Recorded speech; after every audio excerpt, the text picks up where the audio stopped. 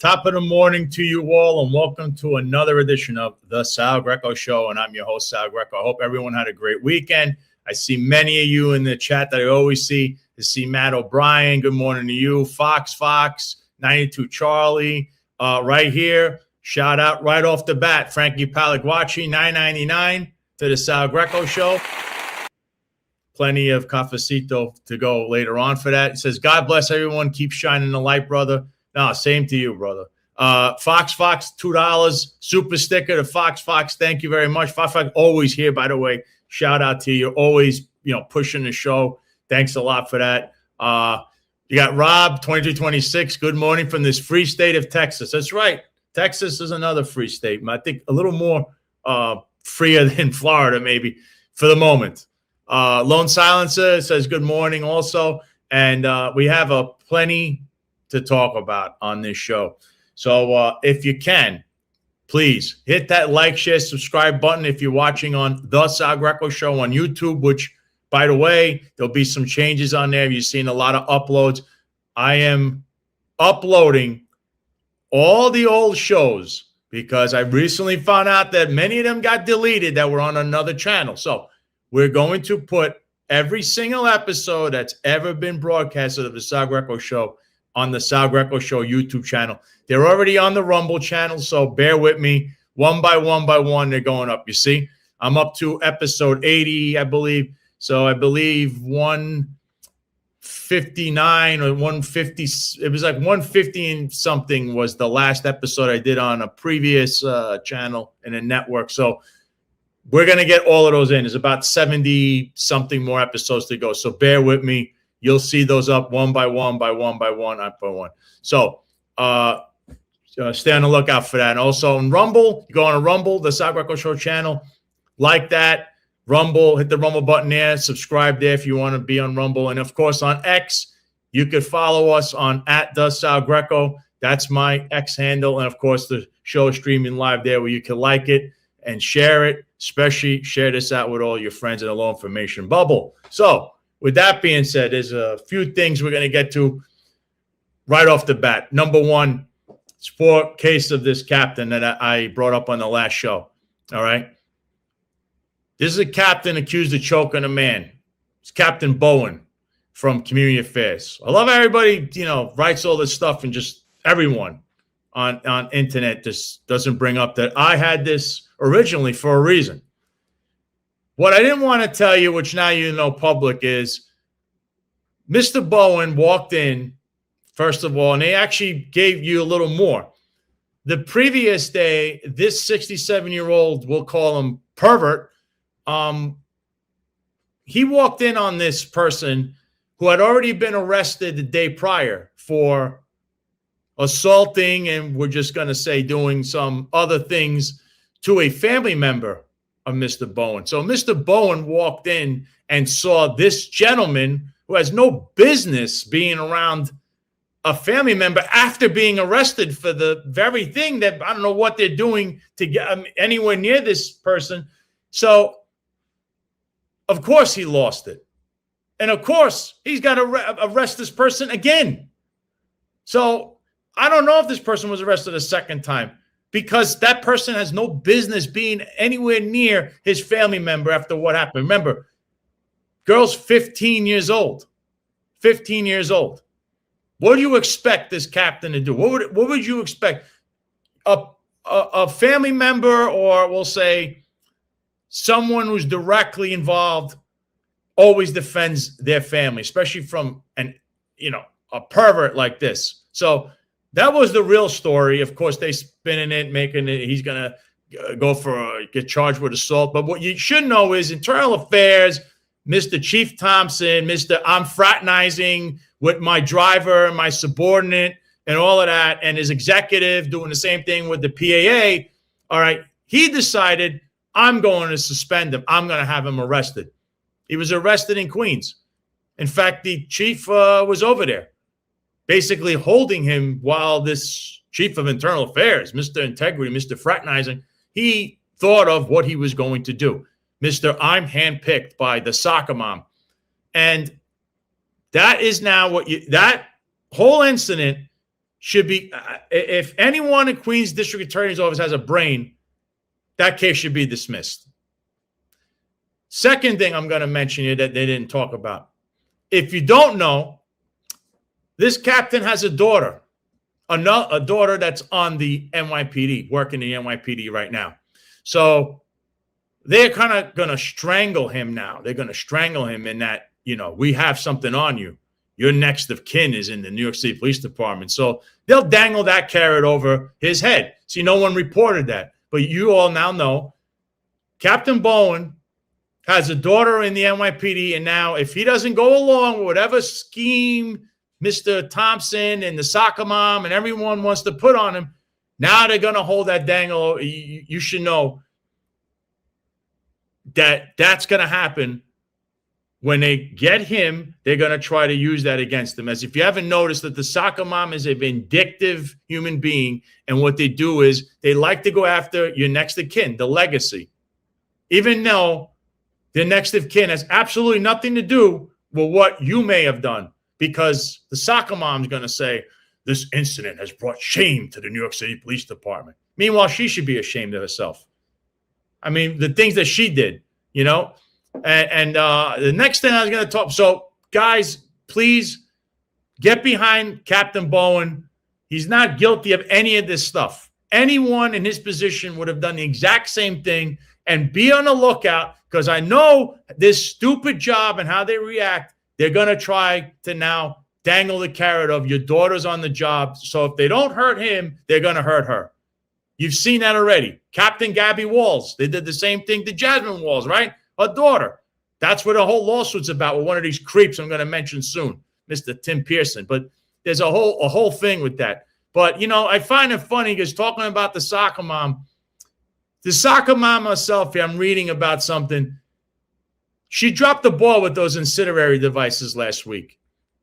The minute the first incident, the device was discovered, the whole area should have been shut down with a bomb squad. This is the one failure that she had.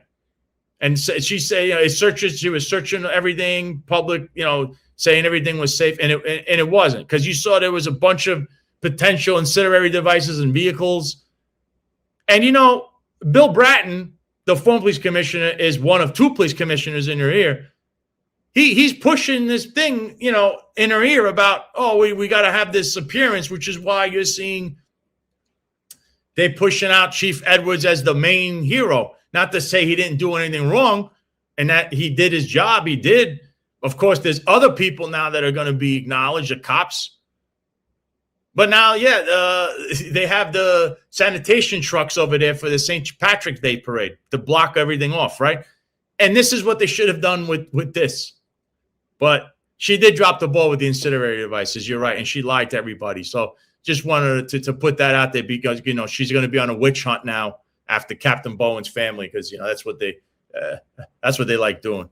So obviously, then the big news on Friday was Jeffrey Madry, the former disgraced chief of department in New York City Police Department, and of course Tim Pearson, the former advisor to Eric Adams, the former illustrious mayor of New York City. They're no longer going to be represented in court by corporation counsel for their misdeeds, their sexual misconduct, all of that. So let's play this because this was breaking news. Well, it's shaping up to be a good weekend already.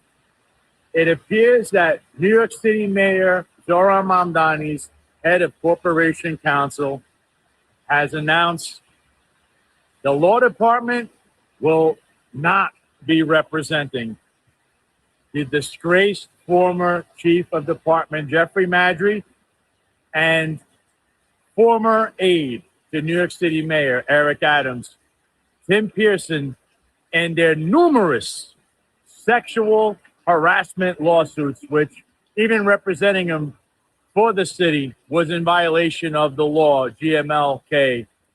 They have already paid out over 640 G's for their legal defense. I don't know if they're going to get reimbursed, but good news is the taxpayers are no longer on the hook for their deviant behavior, and we'll see how this plays out in the courts.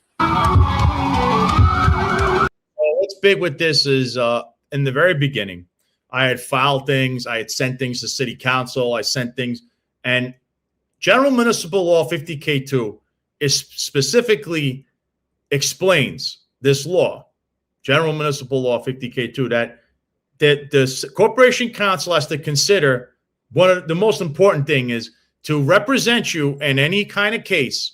It has to fall under the scope of your duties. All right.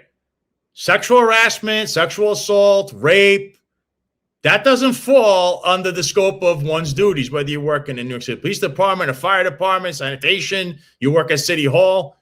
But somehow the city already has paid over $630,000 worth of fees and all stuff between Jeffrey Madge, who's in a few suits, one being Captain Gabby Wall's suit, along with Scott Henderson, along with other infamous characters. Same goes for Tim Pearson. Now, Tim Pearson's involved in so many suits. Sergeant Ludeman, former retired Sergeant Ludeman. We've had John Scholar on this show. John Scholar explained those lawsuits. He's in at least 4 or 5, maybe more, sexual misconduct cases. Yet he was being represented at the time. Remember Lincoln Wrestler? He's a city councilman. Look, we don't agree, politically, but he did ask in front of a committee hearing a year ago, why is Tim Pearson being represented? Of course, Eric Adams, the mayor, so Corporation Council, he's running. And they now, under this new Corporation Council, of course, they decided to cut this off. I think this is a victory for the city, but it doesn't go far enough because there's more. There are more people involved in these lawsuits. I don't need to go through the names. The next chief of department's one of them that came right after Jeffrey Madry, an infamous deputy mayor. That clown, he's been in numerous sexual misconduct lawsuits. Eric Adams has one open. They shouldn't be represented also. It's just not Tim Pearson and Jeffrey Madry. So it's a step in the right direction. Taxpayers deserve better. So, and right here, Special Hagan says, Judge Heinz Radix lost a job for objecting to representing Pearson and even Adams. That is a fact. And I got that, again, through my own sources, that she was listening and watching this show and brought this up. And Eric Adams said, nah, we're not gonna do that. We're gonna keep going. Those are my boys. That's how Eric likes to talk. So to discuss this and more is my friend and also a co-host to the other show, but he is a warrior in the streets. You've seen me on his show, Crowdsource the Truth. So it's the one and only infamous Jason Goodman. Thank you, Sal. Jason dressed up for the occasion. Well, this is the Sal Greco Show. We have to dress to impress. I like it. A different look for you. So I want to get your take right off the bat with this Tim Pearson stuff, because this Tim Pearson law, me and you discussed this, because you, as a taxpayer in New York City, you were funding these lawsuits for sexual misconduct which occurred on duty. And I don't know why they were representing them. But, like I said, Eric Adams allowed this to happen. And then, of course, he has his own sexual misconduct lawsuit, actually a sexual assault lawsuit that the city is still defending him in. So what is your take on that? And there's still characters that are being represented by the city. Yeah, Sal, a lot of people, I think, don't ever think about this aspect of New York City, the corporate council, and, obviously everybody, we see the NYPD out in the streets. So that's sort of the part that the public interacts with. But I've had some personal interaction with the district attorney's office and with the corporation council, and I'm extremely disappointed. I mean, the other thing that's bad from the standpoint of the individual officers, who might be watching right now, the public holds them responsible for all of these failures, when the truth is the failures begin at the top and sort of roll downhill like so many things. And so not long ago, I was down at the district attorney's office, and I couldn't help but be brought back to my days in Syosset High School. It's like a public school down there, where it's, it's funny to say, but it's true. It does not run like the legal underpinnings of the multi-billion-dollar operation that New York City is. I'm sure if you went to the corporate counsel office for Google or, name something else that has a $113 billion budget, it would be much more competent, at least in its outward-facing appearance. The district attorney's office was a mess. It was like I was taken back to Madrid. At 1:30 they went on siesta, and you had to come back at 3 o'clock if you wanted to talk to anybody. And not only that, it's understaffed. The building is sloppy, and the attorneys walking in and out of that office were very unimpressive. So I think New York City would benefit from having probably 10, if not 100 times the number of legal, attorneys and whoever it is that's dealing with these cases. It would also allow the NYPD to do their job more effectively, because I think so many officers realize that when they arrest someone, these various, legal arms of the city government are going to either not prosecute them, not have the resources to deal with it. And so cops, there's so much downside. We heard about this captain or sergeant who you said now, obviously some guy is sexually assaulting his 15-year-old family member. That's understandable what that guy did. But now look at what's happening to him. He's caught up in the legal machinery, not the guy who's out there harassing and assaulting 15-year-old girls. So it's very troubling. But let's get to corporate counsel for a second, because I don't know if viewers of the Sal Greco Show are aware, back November 1st, 2022, when the much lauded Elon Musk was purchasing then Twitter, today X, I went there to share with him my Twitter coup report, which, remember, November 1st, 2022, the Twitter files, Matt Taibbi, Michael Schellenberger, that stuff had not been released yet. That didn't come out until 5 weeks after this incident outside Twitter's New York City office, where a certain social engineering individual was aggressively sending emails to who? Jim Baker, former FBI general counsel, who on November 1st, 2022, had become Twitter's deputy general counsel. So we were already seeing these sort of hidden connections between the FBI and social media. And here we have this outside agitator, a psychopathic lunatic who's been stalking and harassing me, my 85-year-old father, harassing my family. I understand how this captain feels. It's one thing you want to mess with me, but you're going to go after these vulnerable family members. It's sick. Anyway, that guy, that social engineer, was emailing legal at Twitter. And so rather than presenting this report to Elon Musk explaining how the FBI had illegally infiltrated Twitter and was violating everybody's Fourth Amendment rights, everybody's First Amendment rights, I got choked by a gang. One individual who showed a badge that you said resembled a New York City corrections badge. And this was 3 people attacked me, choked me. Something like 7 cars and 9 or maybe even more officers, including a lieutenant, George Ibrahim, responded to the scene. I called the police because I had been assaulted. I called 911, and then I got a ticket for disorderly conduct. Now, of course, that ticket was dismissed for being facially defective before I even said a word. That was in New York City criminal court. But then I sued the city of New York, the NYPD, those individual officers. There he is right there, Lieutenant Ibrahim. And that's where I engaged with the corporate counsel office. Now, again, rather than saying, hey, you know what? This was an unfortunate incident. The police have a lot to deal with in the street. We're going to have some kind of settlement with Mr. Goodman. Let's acknowledge that this shouldn't have happened and make some payment. No, instead, they now have been fighting me. This case is on appeal in the Second Circuit in federal court. Corporate counsel has been churning through different lawyers, and they're lying. They're saying that the police had probable cause to issue this disorderly conduct ticket because now I've presented them in court, in federal court. I've presented a 39-minute video that I recorded on my phone, and they're saying that that video gave the police probable cause. However, Lieutenant Ibrahim and none of the responding officers viewed any of that video. They looked at it for 30 seconds. They said, we can't hear this. There's no evidence of an assault. We're just giving everybody tickets. So they had no probable cause.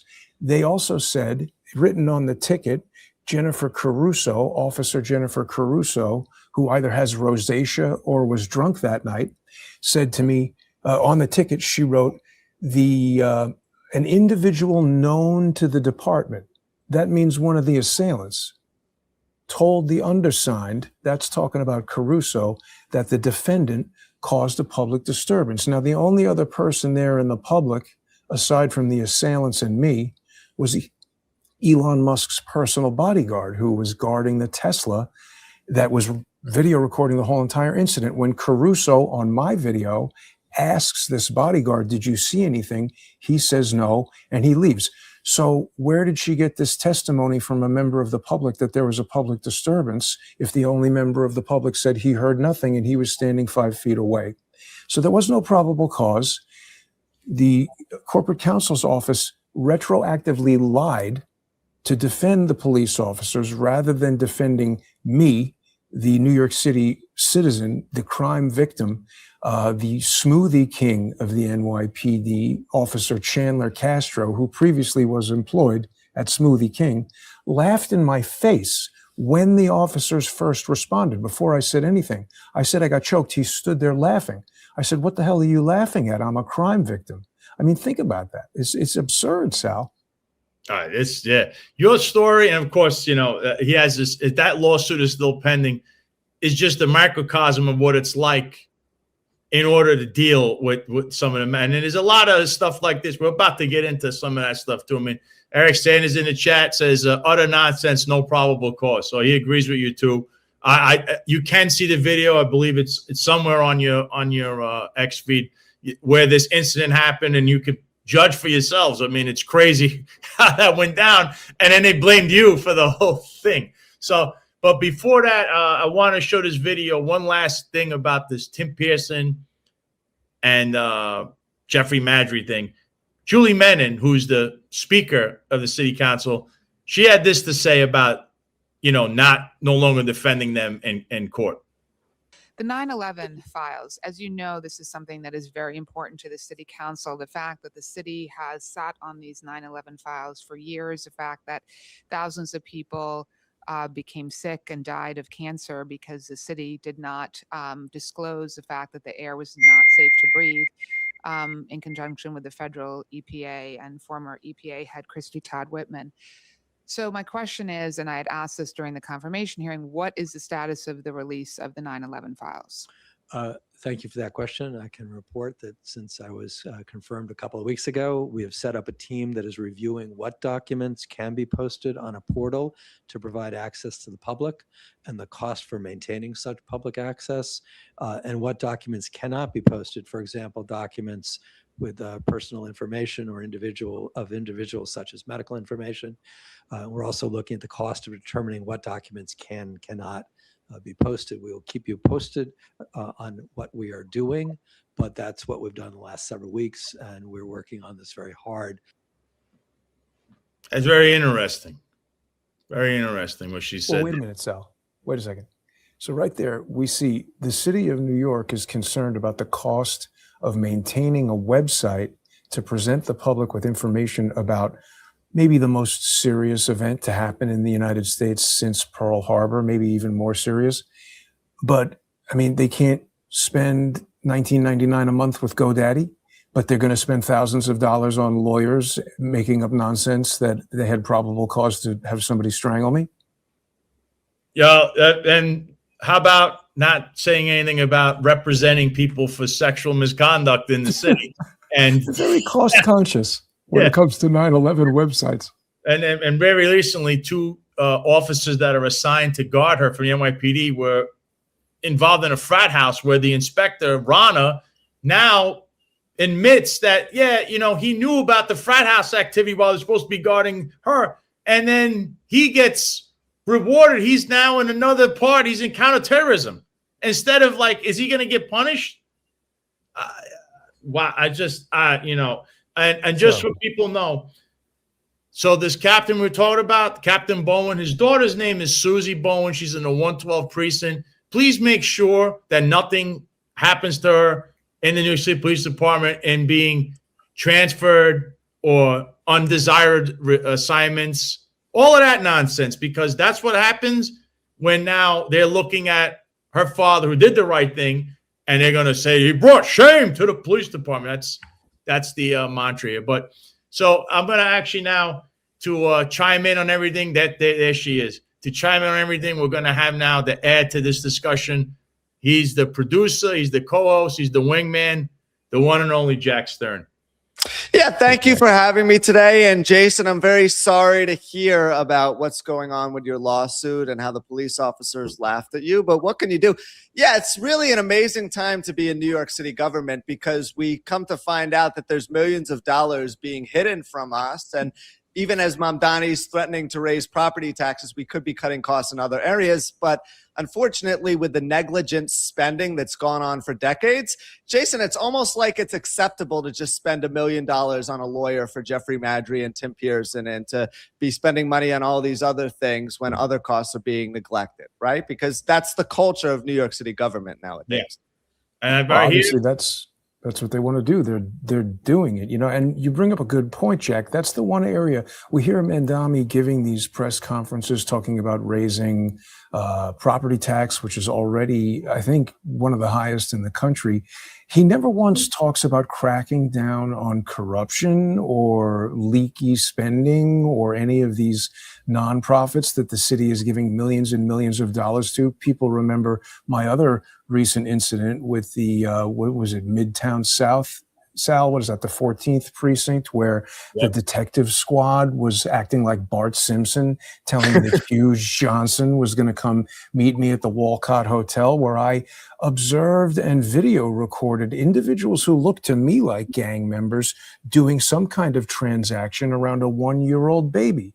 They thought this was hilarious. So, I mean, the things that they prioritize, and oh, by the way, that hotel security there for the migrants who were doing these transactions was being coordinated by the Neighborhood Association of Intercultural Affairs, which received, I think the number was 9 million or something like that from the city of New York, a nonprofit that was paying its embezzler CFO $660,000, $400,000 more than the CEO, who had no idea that the guy was a convicted felon, convicted for embezzling $110,000 from another nonprofit who entered a plea deal. What I'm told, people know Charles Ortel is an expert in nonprofit investigations and very, well studied in nonprofit law. He tells me when someone's been convicted like that, one of the normal punishments is that you're never allowed to be involved in another nonprofit. Not that you get paid 3 times as much as the CEO. Sal, you did a lot of coverage of the straw donor scandal with Eric Adams. It begs the question, was this guy, Richard Izquierdo Arroyo, the CFO of the Neighborhood Association of Intercultural Affairs, was he paying out money to people who were doing this type of straw donor campaign contributions to Eric Adams? It needs to be investigated, and Mamdani is not doing that. No, you know why? Because Mamdani has his own straw donor scandal. That was another thing we were uncovering, but nobody bothered looking into it. And he's chummy with the president. Email Bo, whoever, email Bo, the ghost of email Bo will pop up, or Todd Blanche. Oh, everything's okay. Everything's all right. And I just want to add that I saw Eric Sanders in the comments right here before mentioning Bowen's legal rights were definitely violated. More to come soon. So NYPD, I'm sure you'll be hearing from Eric, which I know you guys love so much, especially the soccer mom. So, that case is to be continued, but we're going to be on it because that man should not be put through the ringer for defending his own family from a predator. So that will to be alleged predator will to be continued. But Jack, I know we were gonna spin into this. What happened over the weekend? I saw a bunch of protests, and I want to get in this because Jason is. If people don't know Jason's his work on Crowdsource the Truth, he would go around and he used to be in the thick of everything, whether there be a riot, a protest. He covered, I mean, he ran into Zohran Mamdani while he was campaigning for mayor at a Tesla protest. So just so you know, Jason's in the middle of everything, but he uncovered along the way. We would talk about social engineers. He's going to describe this. So just show everyone a little bit, Jack, of what happened this weekend, or explain these protests that you saw, that it looks staged to be staged. I don't know what else to say, but go ahead, Jack. Yeah, so there were protests in New York City all weekend in Midtown by the Trump Tower regarding the war that's being fought in Iran. And I have a hard time believing, Jason, we'll get into it when we watch the video in a second, but I have a hard time believing that all of the people who showed up are genuinely that concerned about civil advocacy to the point where they're at the George Floyd protest, they're at Asian activism protests, now they're protesting in favor of Iran. I have trouble believing they care so much naturally about all of these causes that they just show up there. Oh, and in addition to showing up, they're advertising their initiative on X Spaces, they're doing interviews on television. It's a little bit questionable, to say the least. So let's just take a look at what happened over the weekend and then we'll react. USA! USA! USA! USA! USA! USA! USA! USA! USA! USA! USA! USA!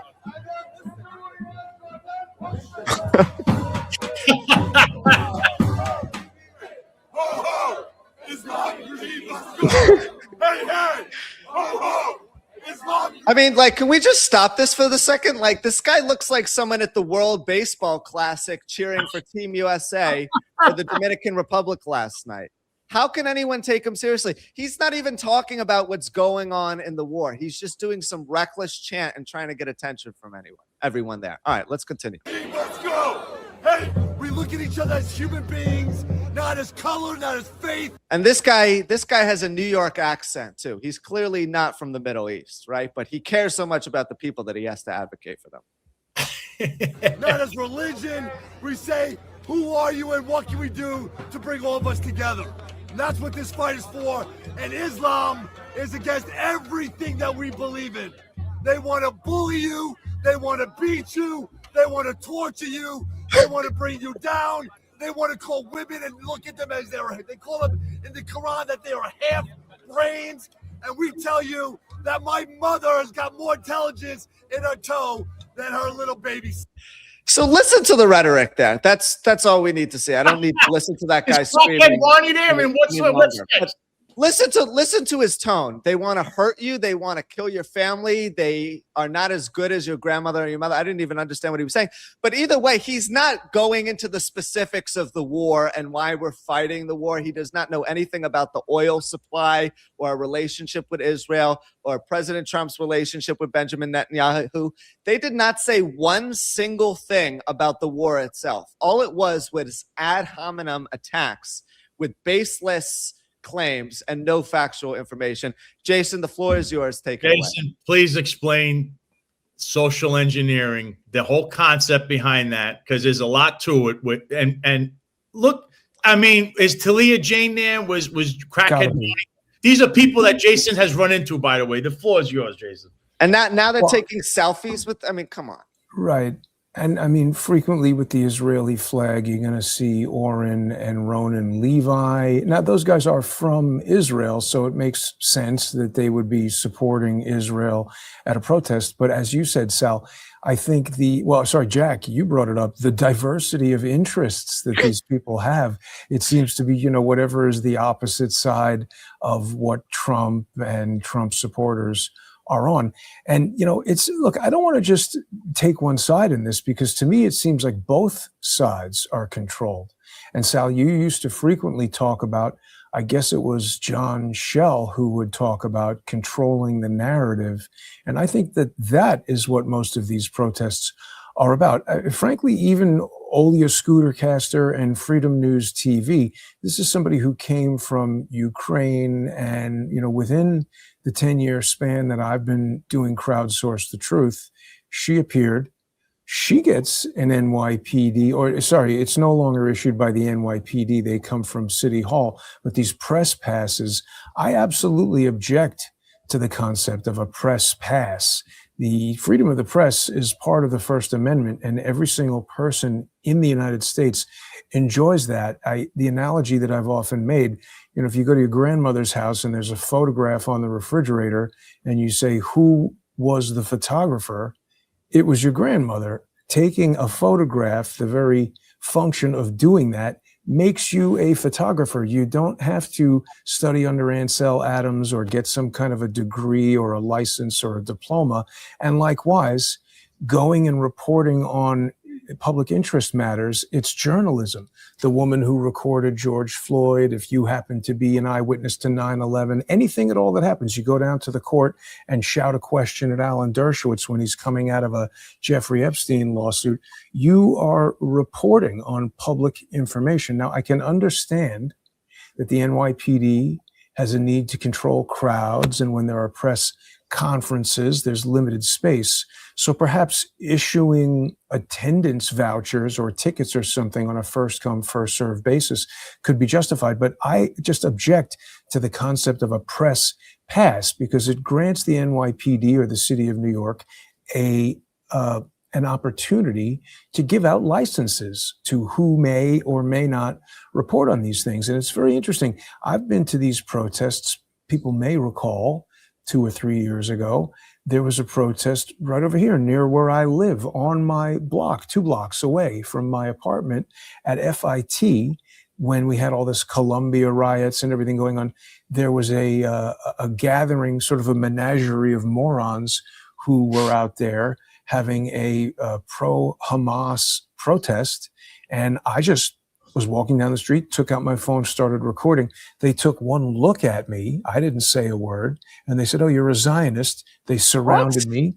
They began intimidating me. One guy with a keffiyeh wrapped around his face was trying to poke me in the eye with a Palestinian flag and the wood pole from the flag. I kept my eyes on this guy. I was getting a vibe from him. And the keffiyeh came down from his face at one moment. I was zoomed fully in. I think I got a 5X zoom on the camera. And I did, out of, many seconds or even minutes of video, capture 1 or 2 clear frames of his face. And the next day in the New York Post, it was reported that a suspected or alleged Venezuelan gang member had been arrested for being involved in, moped muggings and was at Rikers Island. And he looked exactly like the guy who had been harassing me at this protest. So the following day, I was walking down the street and I saw some NYPD guys outside of the New School where another one of these protests was happening, including a white shirt lieutenant. I don't remember his name. I mentioned the incident to him. I showed him the New York Post article on my phone.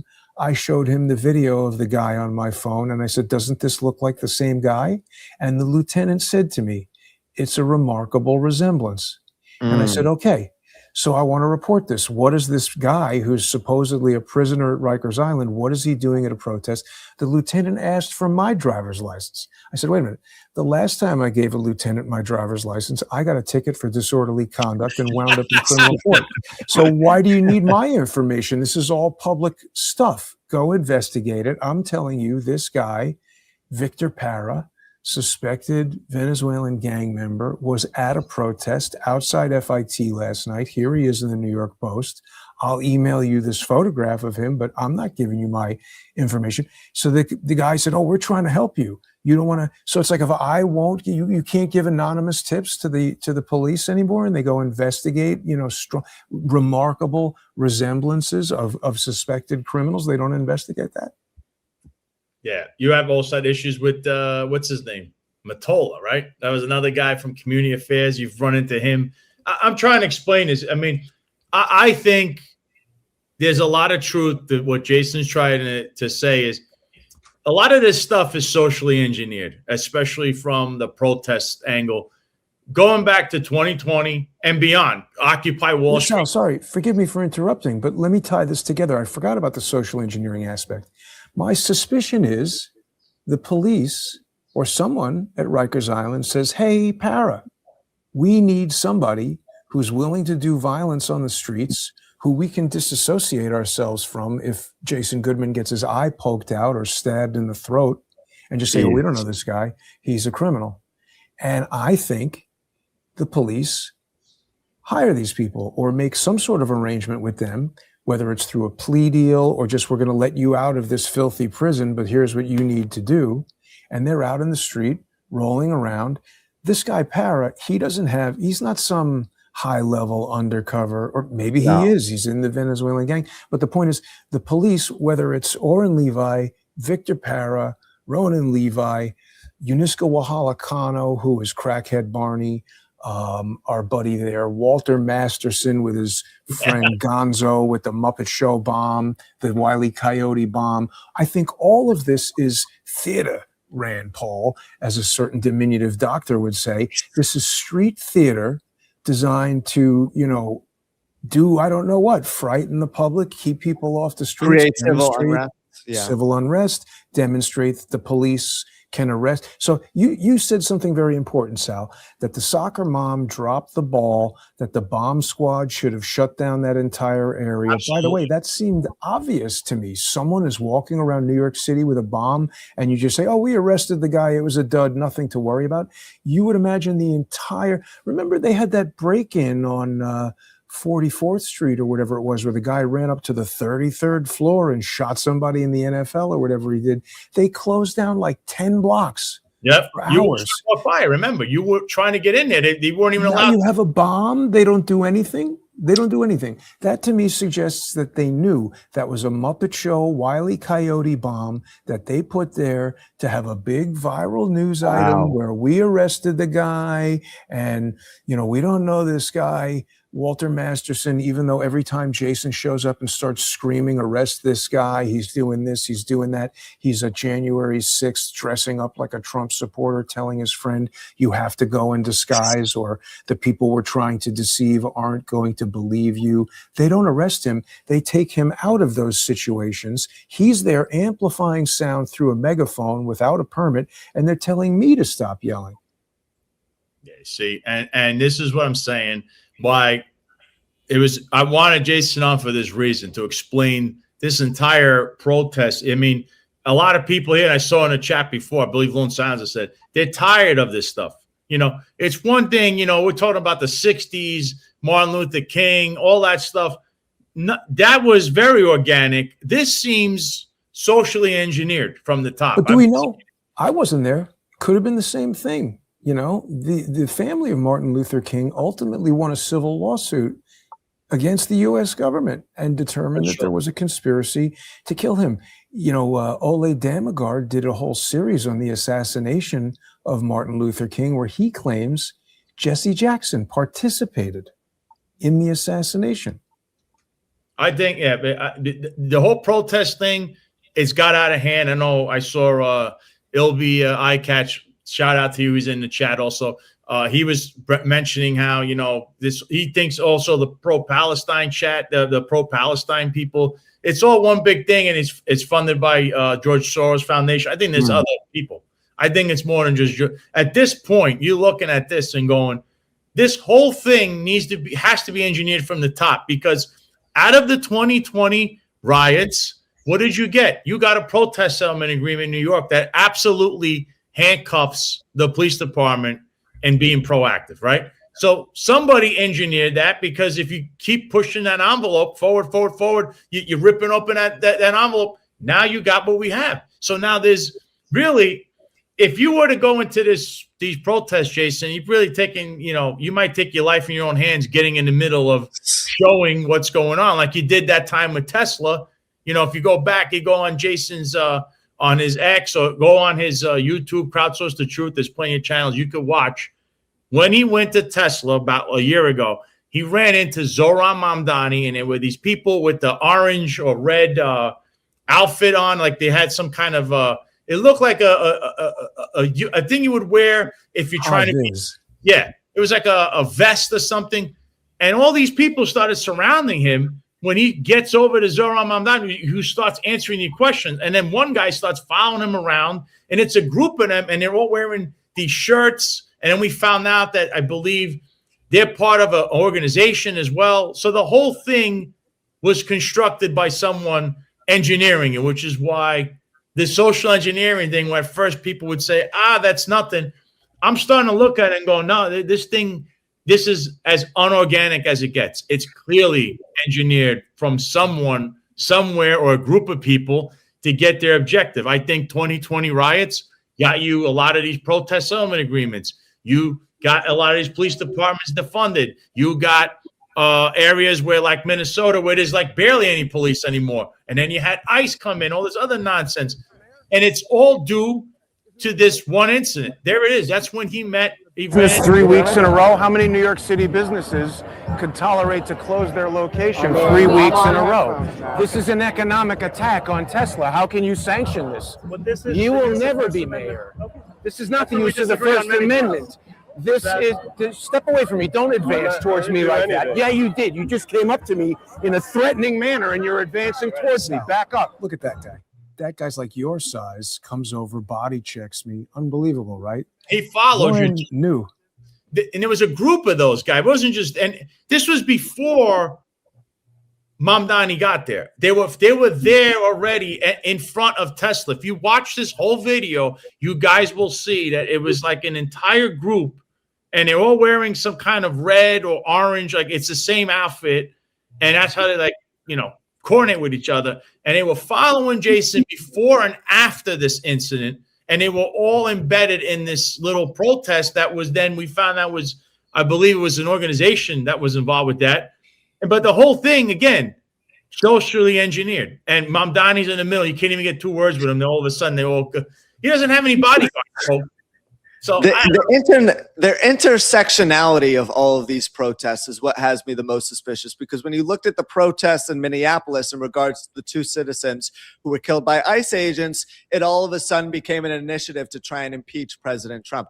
Jason, when you were at the protest by the Tesla building, Mamdani was bad-mouthing President Trump and talking badly about Elon Musk because he just so happens to be the owner of Tesla. So that's one of the things that has me suspicious, is that there's so many different components that get dragged into all of these protests. And I would have to say as well, guys, that 2020 was probably like a watershed moment when it came to protesting, because before that, it wasn't as big of a deal, but now protests are being a lot more publicized and there's a lot more attention on them.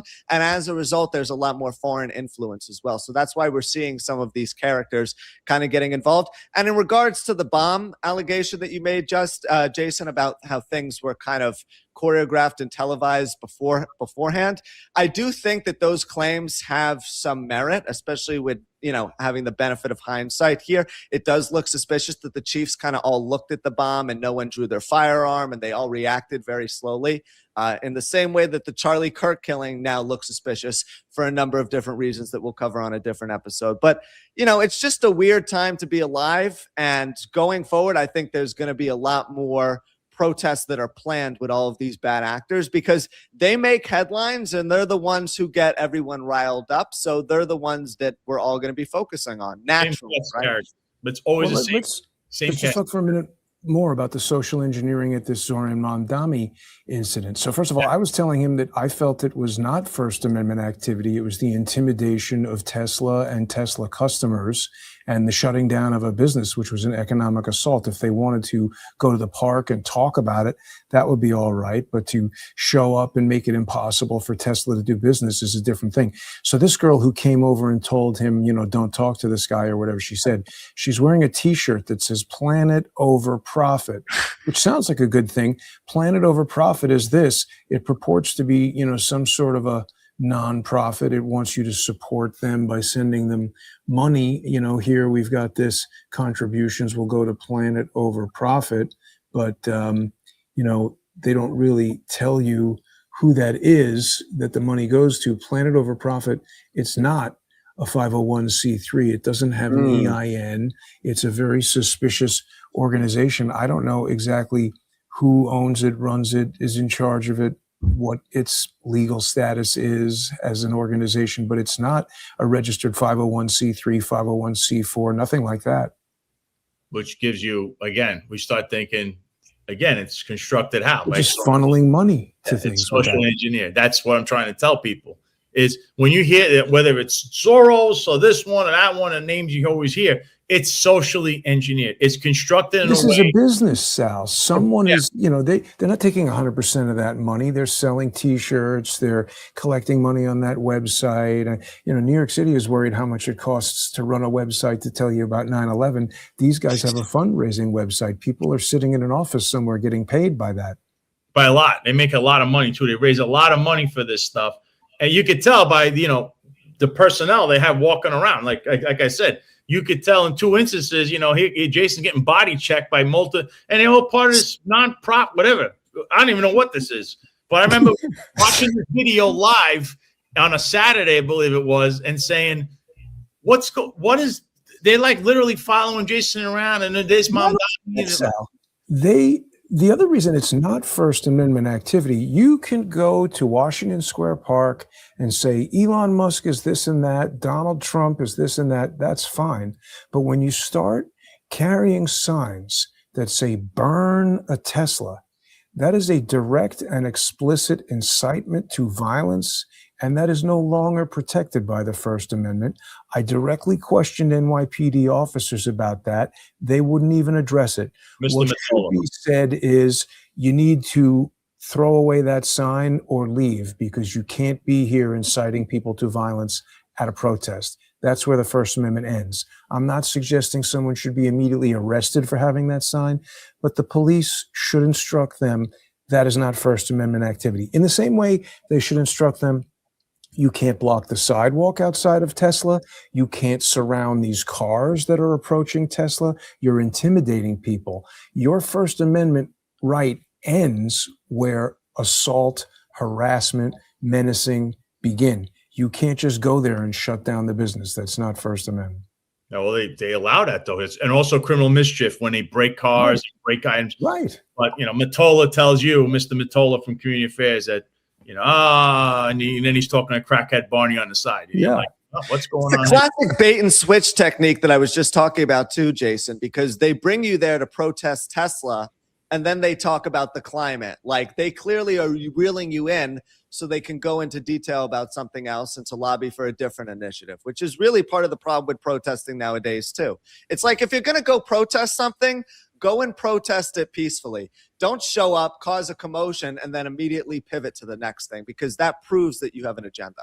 But not only that, Jack, how are you a climate advocate who's protesting Tesla? I mean, again, I'm not a scientist, but I suppose if you wanted to protest Tesla as a climate advocate, you'd have to explain to me how the manufacturing process, the chemical extraction of lithium or whatever else there is in batteries is somehow worse for the climate than the, drilling for and processing of and burning of oil and gasoline. Now, again, I'm not taking a side on either side of that argument. I'm sure Ford or whoever is making internal combustion engines, BMW, Porsche, they could probably explain to you how very, very efficient internal combustion engines are better than manufacturing battery cars. But that's not the argument that they're making. They're just protesting Tesla because they dislike Elon Musk. I think most climate advocates prefer electric cars because the idea is the batteries can be recycled, and if they're manufactured properly,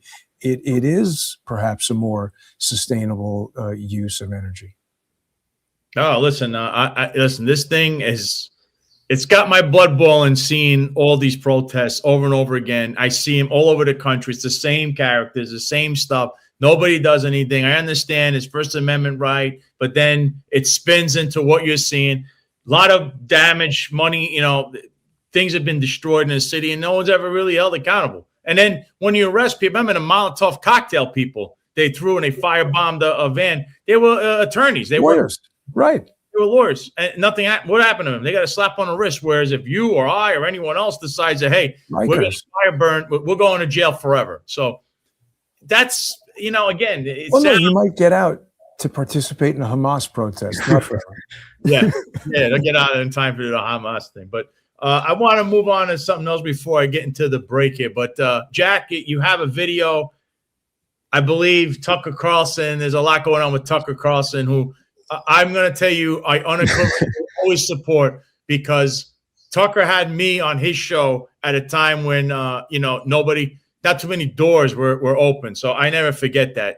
Unlike on some people, loyalty means something to me. So, Jack, what happened with Tucker? Yeah, so we all know about the divide that's happening right now in the MAGA movement between Thomas Massey and Tucker Carlson and Marjorie Taylor Greene. They're kind of going against this coalition of President Trump, Laura Loomer, and several other whack jobs from the right, including Mark Levine as well. But recently, Tucker Carlson revealed that he's being investigated by the Department of Justice, and now people are very upset. This is the first 30 seconds of a video he posted on Saturday night, which now has 25 million views on social media.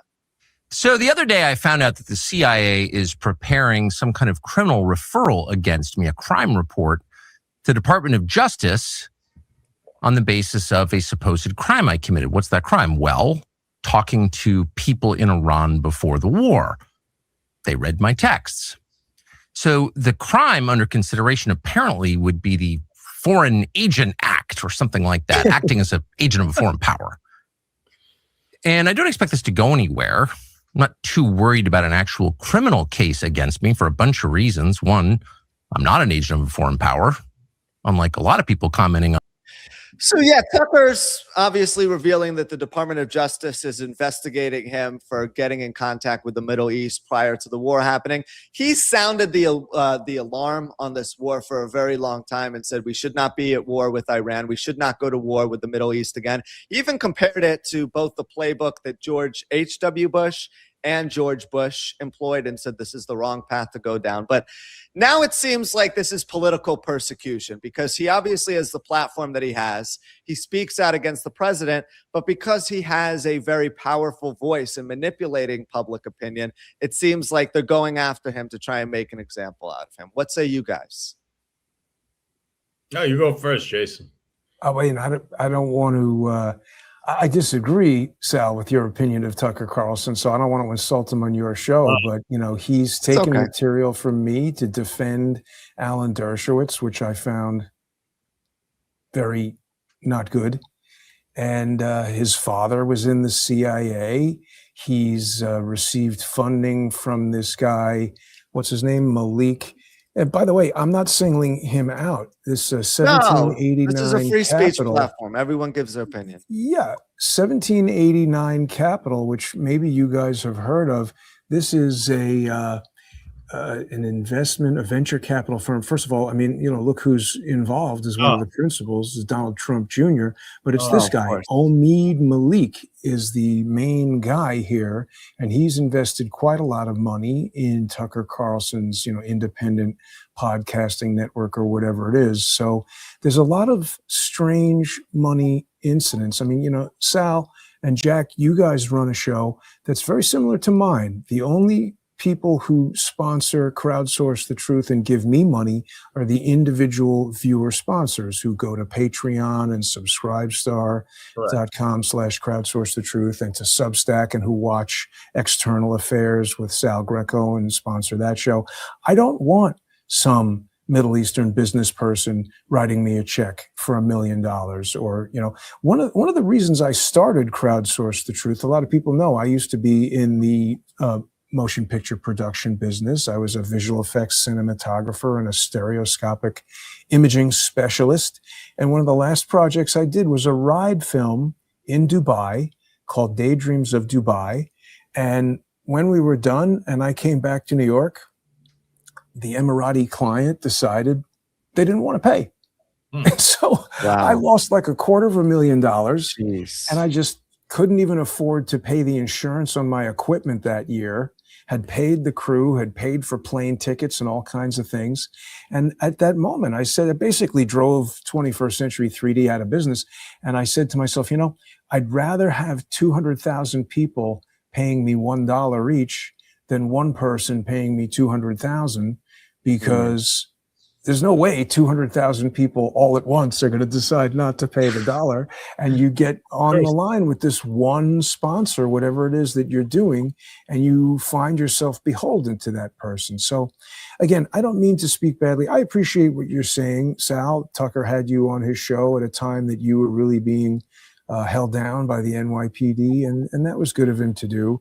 but I don't care for Tucker Carlson for my own reasons. Yeah, he took an interest in my whole case with everything, and of course, he's good friends with Roger too, with Roger Stone. Roger's my friend, and he took he didn't have to do that. He could have said, "Who cares?" His network is so big, Fox, and he took a police officer story, my story, and make and talking about that. So, but I see this.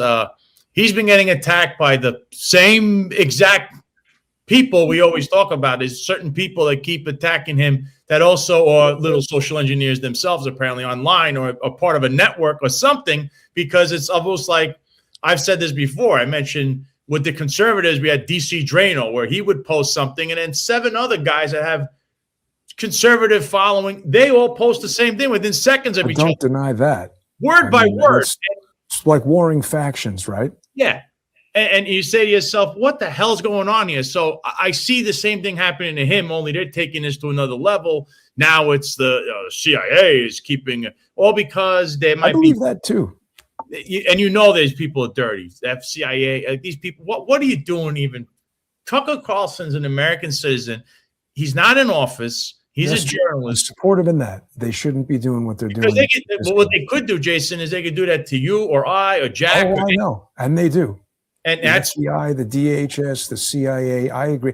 So let me clarify my point. I'm not saying that it's okay that the CIA or whoever do this to Tucker Carlson. I'm just saying, if we're going to talk about Tucker Carlson, I got to lead with, why did he steal my footage to defend Alan Dershowitz about this? The government can inject you with a vaccine. I super hated that. Yeah, I remember. No, you certainly bring up a good point, Jason, and we understand where you're coming from. The thing is, though, I mean, listen, a lot of people on social media nowadays are funded by foreign influencers. Let's just call it what it is, right? So in a world where a lot of people are receiving money from that pot, not us.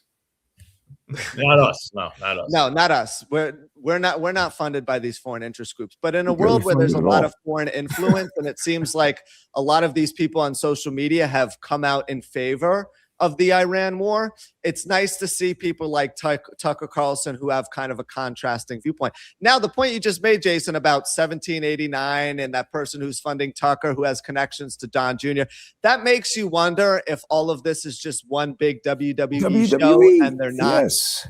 And they're not actually going to end up investigating Tucker at all. They just said they were, to try and create a storyline that we're now all talking about that's distracting us from everything else going on.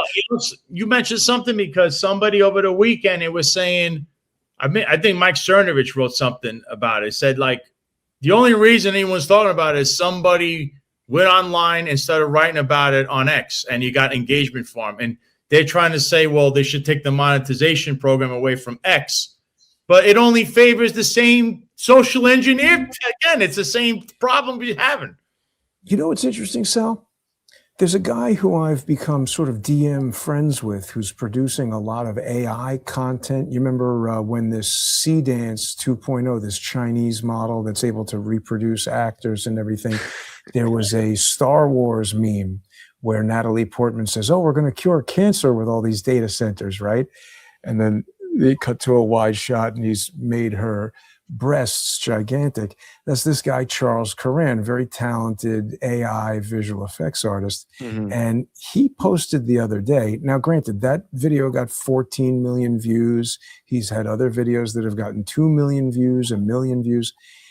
He posted that in February, the first 2 weeks of February, he got a nearly $4,000 payout from X.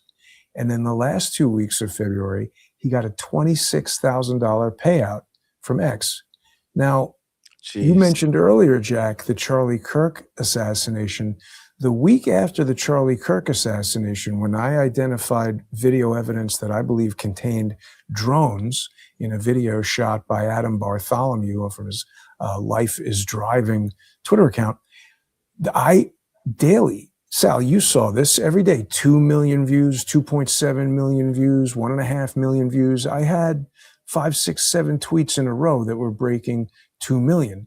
And I've never gotten more than $400 from X in a given payout. Yeah. So there seems to be some discrepancy between millions of views and $400 and many more millions of views. I mean, it's not like I got 4,000 and this guy got 20,000. I got 400 to his 30,000.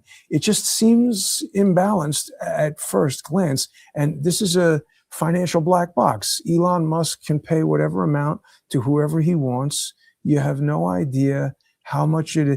So ChatGPT, I've been using a lot. And it was like, hey, man, first it says to me, it's like, oh, you got to come back, in a week because you're out of credits. And I was like, what the hell are you talking about? It's like, well, you got $40. And I was like, what is this? It was like a shakedown from ChatGPT. So I gave it the $40 and then it was like, all right, now you're out of credits again. You got to get a pro plan. And I was like, what? What the hell are you talking about? And like, well, you're going to get 6 times as many credits and this and that.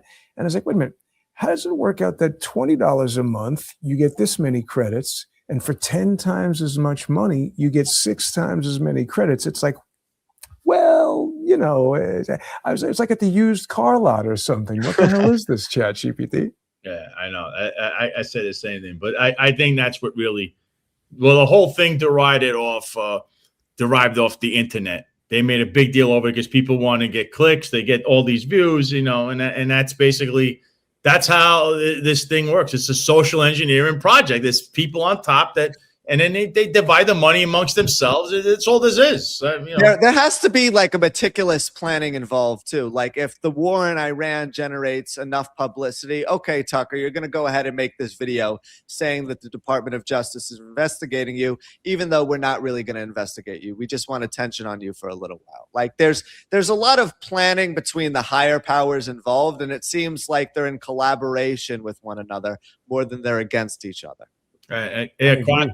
Chronicles of the Collapse says, Jason, your interview with Dershowitz was mind-blowing and belongs in the annals of the COVID history. So you do. I mean, I did watch that too. I remember when it happened. I used to watch everything live when I was still in the police department. I did want to pivot to something now. So, Jack, I guess it's a good time to tell everybody to go to Free Spoke because we were talking about a lot of your search engines. You should go to Free Spoke. There's a new... You got to go on there. You go to https:/freespoke.referral rock.com// or L, I don't know, either or, /Salvatore G59. That's where you get your discount to go to Free Spoke. Also, if you're Italian American, IACRL.org, you could join the Italian American Civil Rights League. And we had a big event in Florida over here in Fort Lauderdale. We honored Roger Stone. It was a big event at Casa Calabria. There'll be more to come. So if you're Italian American, you could join that. And then, of course, I kind of fixed salgreco.com.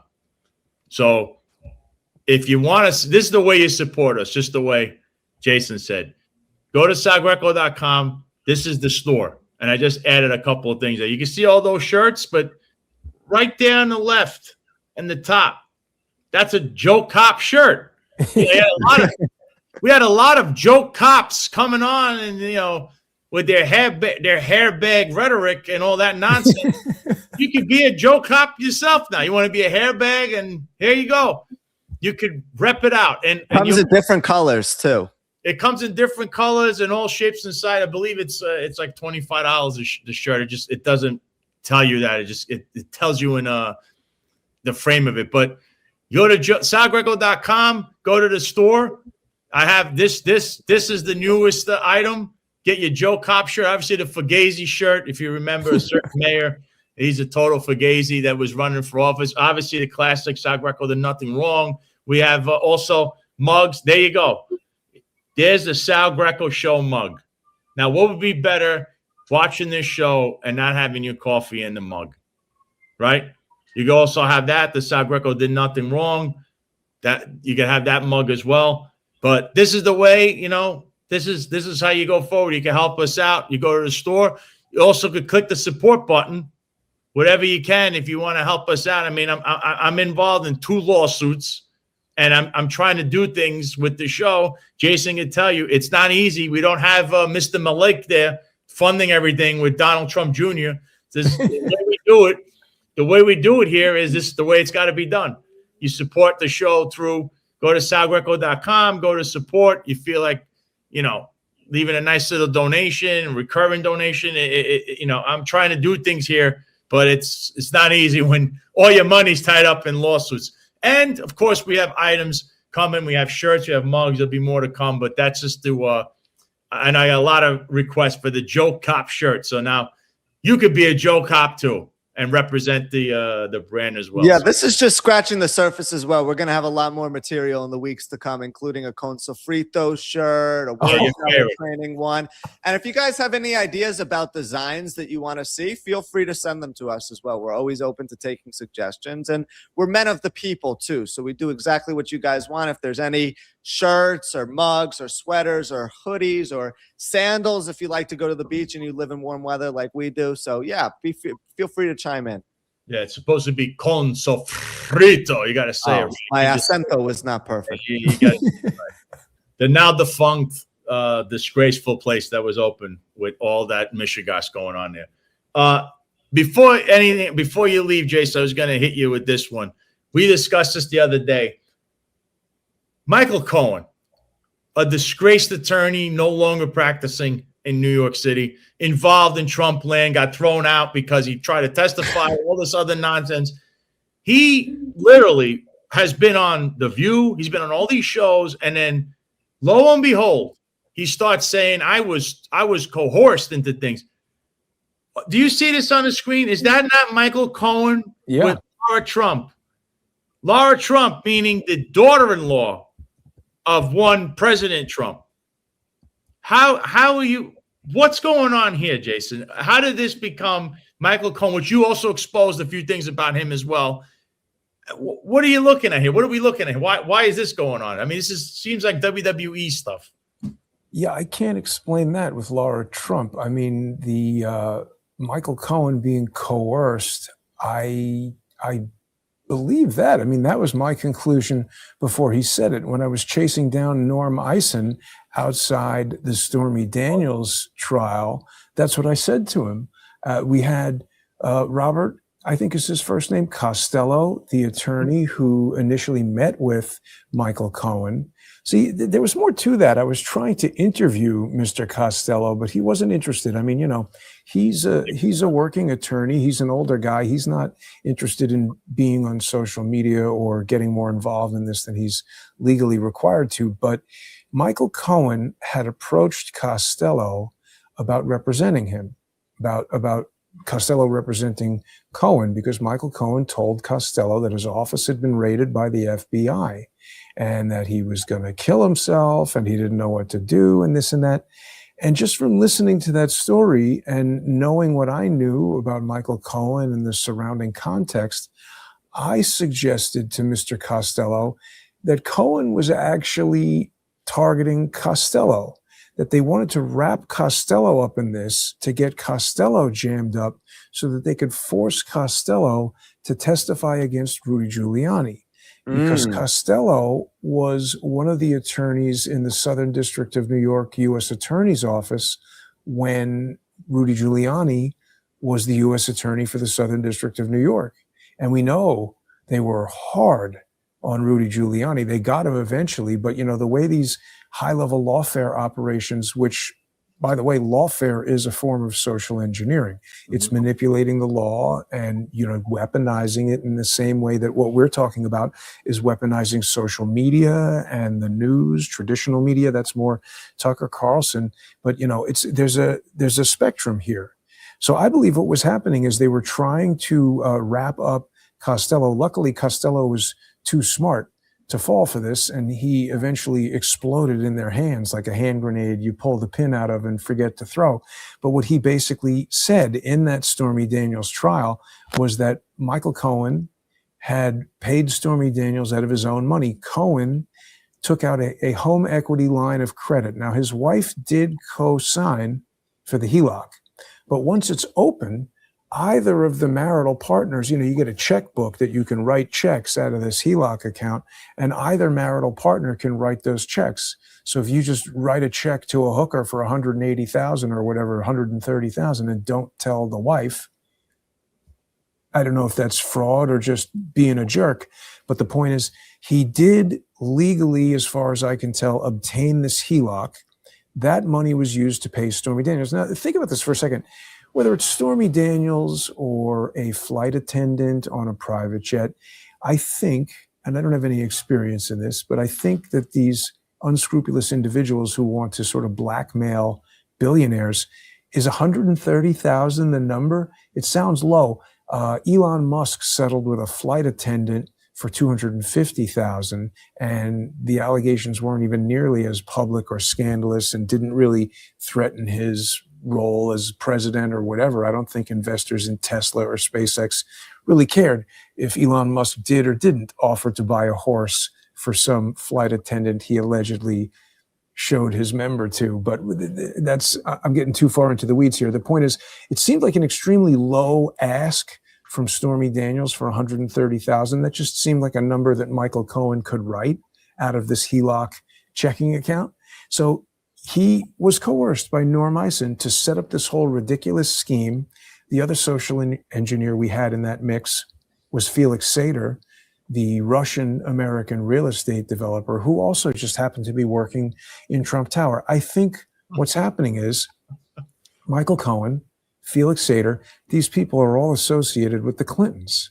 And they say, all right, we're going to go after Trump. So we're going to go rent an office in Trump Tower. We're going to see him in the elevator every day, and we're going to become his lawyer for, you know, whoever it is that's representing Trump. And listen, I really do question the judgment involved in hiring Michael Cohen as your lawyer. But then again, I'm not a billionaire. I've never been sued by, you know, lowlifes. Maybe you need a lowlife lawyer to deal with the lowlifes that are suing you. And there's probably a whole range of lawyers that Trump has. But I do believe that Michael Cohen was coerced into, you know, someone told him, you're going to do this. And then, you know, we'll get you out of jail. We'll make sure you get a podcast. We'll make sure you get 250,000 viewers on Twitter. And just like when the FBI general counsel, Jim Baker, got kicked out of the FBI as a result of the criminal prosecution against Michael Sussman, when Hillary Clinton's attorney got prosecuted in the John Durham thing, you know, there was a job waiting for him at the nonprofit Lawfare Institute. And then he went to Twitter. So I think that they have ways of making sure that these social engineers have plenty of work, and making sure that the Sal Greco Show and Crowdsource the Truth never rise above a certain level. They can, you know, sort of tamp down one signal while amplifying another.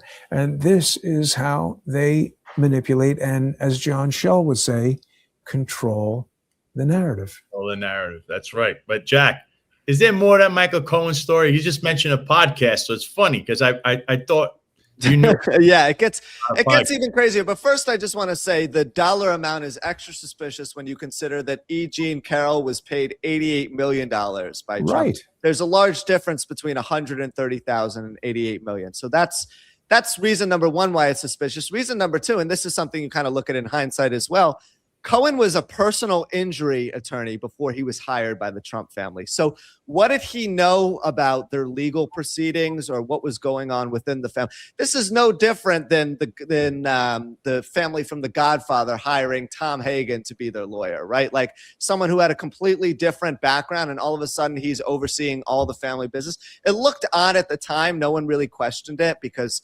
obviously, it wasn't revealed that Trump was paying Stormy Daniels money under the table. But now, in hindsight, it's something that you look at weirdly. Anyway, when Cohen was announcing his new podcast, the most baffling part was who he's going to be hosting it with. And let's take a listen to what he had to say. My own writing on even on my Mea Culpa podcast. This, by the way, this caused me to lose even my production company that I was with for 6 years. I've now found a new one called True Wave Entertainment. In fact, it's given me the opportunity. I'm in the process of working with Rumble right now and Laura Loomer to create a podcast of our own. Say what now? Say what now? You're working with Rumble and Laura Loomer. Years after you talked about how horrible Trump was, you started an entire podcast about him.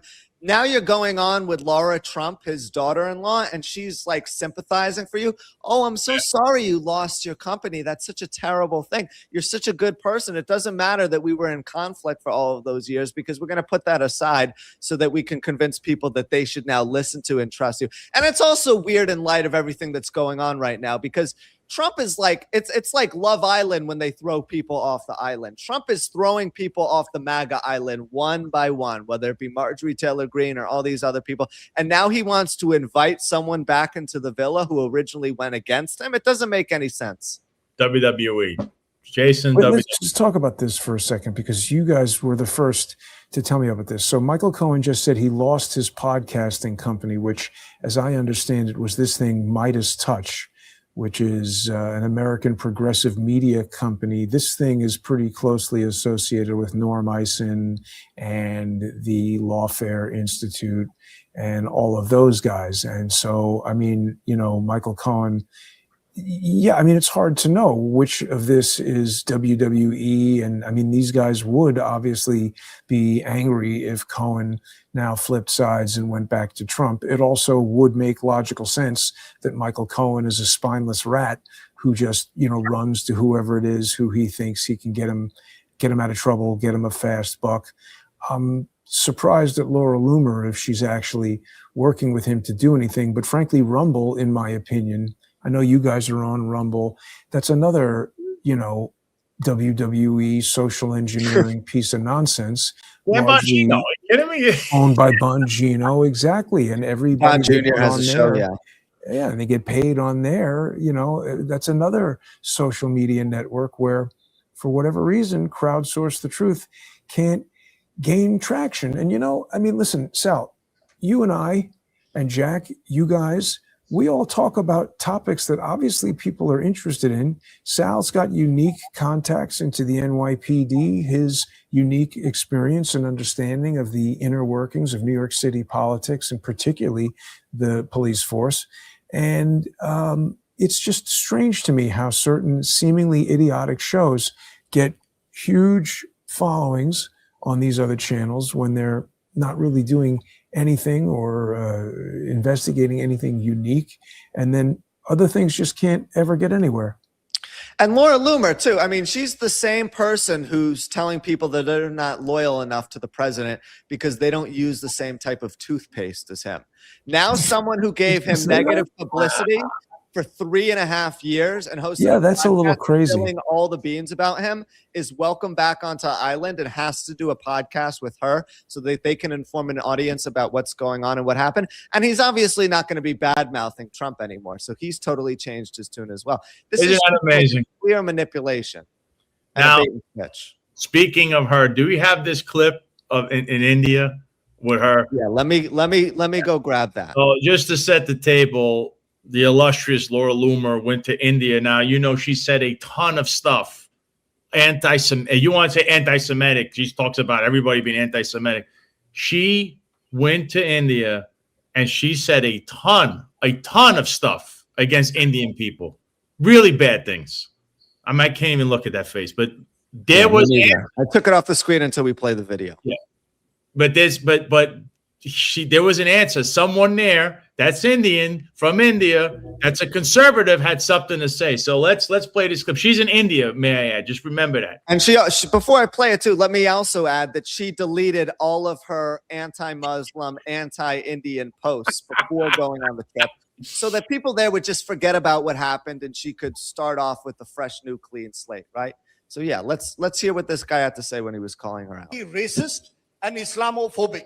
And I'm sorry to say that we have Atiti Devo Bhava in this country where we welcome all, but your comments smack of anti-Indianism, worse still, Islamophobia, and even worse, racism, which has no place, ma'am, in today's world. So get real, ma'am. Sorry to say that, but that comments are unacceptable to me as an Indian and as a world citizen. The White House will smell like curry, and speeches will be facilitated via a call center. You then went on to say our country was built by white Europeans, not third world invaders from India. I think you should do more than just express regret.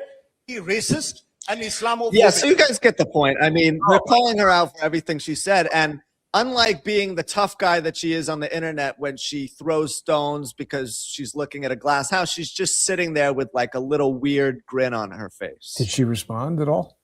No, not really. I mean, she just said a couple of words like, oh, you know, it was taken out of context. There was a misunderstanding. She was like a deer in headlights the moment that she was confronted about what she posted on the internet, which She makes confirms her $200,000. suspicion, right? This is just someone who sits behind closed doors on social media all day long and can't take the heat.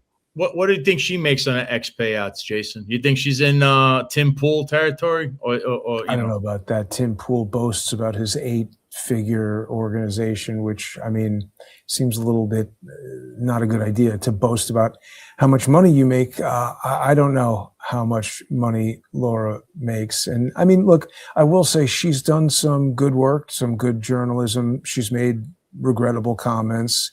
That dude was pissed, rightfully so. And yeah, I don't know. A lot of people like to be inflammatory for the sake of being inflammatory. And I don't think that furthers her cause. No, that was crazy. Yeah, but you know, rightfully so. She deserved it. Sorry, Laura, you deserved it. In that instance, I agree.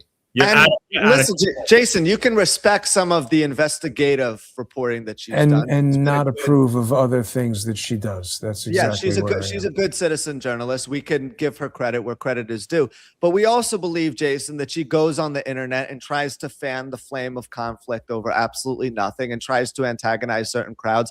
And as a whole, in my opinion, she does way more harm than good and probably won't exist on the internet once Trump is done being president because too many people absolutely hate her.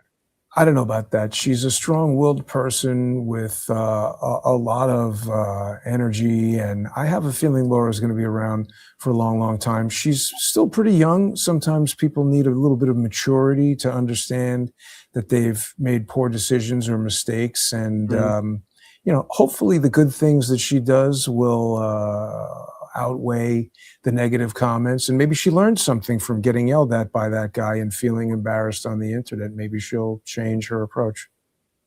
I agree. I mean, but that was well deserved. I guess this is a good time because you gave us a lot of time here, Jason. I'm really I'm really thankful for that. Where can people find you? I know you got your Substack, Jason. I'm gonna put that, mention all that so people know where they could reach you. Yeah, the best way to support Crowdsource the Truth is on patreon.com or subscribestar.com/crowdsourcethetruth or crowdsourcethetruth.substack.com. People can follow me on X at JG, like Jason Goodman, _CSTT, like Crowdsource the Truth, and you can subscribe there. Sal, thanks to you and Jack for having me on. I really appreciate it, guys. Great show. Fun talking to you guys as always. And on Fridays, people should watch External Affairs with Sal Greco on Crowdsource the Truth. That's right. Me and Jason, every Friday we do External Affairs. Soon we'll make that a mobile show when Jason comes down here to Florida. So stay tuned for that. I mean, Jack's been on there as well, me, Jack, and Jason. So I have a fun time with Jason. People, you have to understand, if you want to call Jason a conspiracy theorist, I see a lot of people say that. A lot of conspiracies, sometimes there's a lot of truth to them. You just have to investigate things. All Jason likes to do is put information out there, and then you can either speculate or until you find what it is. He's not defamatory, not defaming anyone. And I do the same things. I'm not like completely conspiratorial, and I like to throw a lot of evidence there. But, when it comes to social engineering, I think Jason hit the nail on the head. There's a lot going on there. We just showed someone that I don't know how they rose to prominence when they were just banned years ago. There's a lot of questions there, you see, because it's like, you're right. Jack, Jason, myself, we don't have 500,000 followers. We don't have this big bank account, all these people knocking on our doors. But I'm pretty sure I've done a lot more in my career than that person you just saw. And I've been saying a lot of things that are true. Jason literally showed you things within Alan Dershowitz, running into Mamdani, but he doesn't have all these sponsors and all these. But I know someone who does.